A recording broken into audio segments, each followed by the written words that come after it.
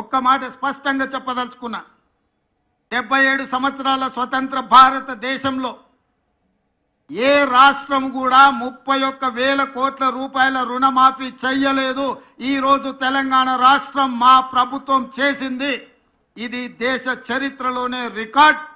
ఈ రికార్డ్ రైతుల కోసమే చేసినాము, రైతులను ఆదుకోవాలన్న ఆలోచనతో చేసినాము. ఇవాళ మేము రుణమాఫీ చేసినామంటే ఎన్నికలు లేవు, మేము ఓట్లు అడగడం లేదు. ఎన్నికలు ఉన్నప్పుడు ఓట్లు అడిగినప్పుడు రాజకీయ పార్టీలు ఇట్లాంటి నిర్ణయాలు చేస్తాయి తప్ప రాజకీయ ప్రయోజనం లేకుండా రైతు ప్రయోజనం కోసం ఎప్పుడు జరగలే.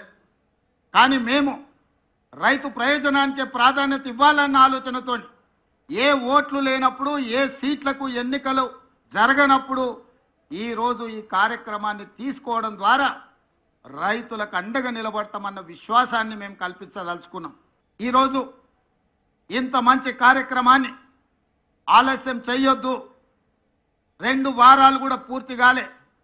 జూలై 18, 2024 నాడు మొదటి విడత 1,00,000 రూపాయల వరకు ఉన్న వాళ్ళకి అందరికీ మొదటి విడతలో వాళ్లకు అప్పులు చెల్లించి ఇప్పుడు 0 నుంచి 1,50,000 వరకు ఉన్న రైతులందరికీ ఇవాళ ఈ గంటలో మనం వాళ్ళ రుణాలను మాఫీ చేస్తున్నాం. నెల తిరగక ముందే 0 నుంచి 1,50,000 వరకు ఉన్న దాదాపుగా 18 లక్షల మంది రైతుల రుణాలను మాఫీ చేసి మా చిత్తశుద్ధిని నిరూపించుకున్నాం.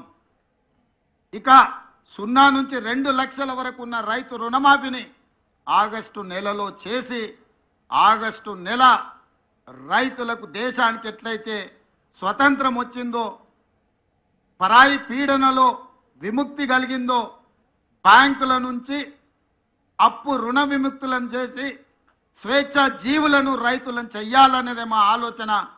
జూలై నెల, ఆగస్టు నెల చరిత్రలో లిఖించదగిన నెలలు.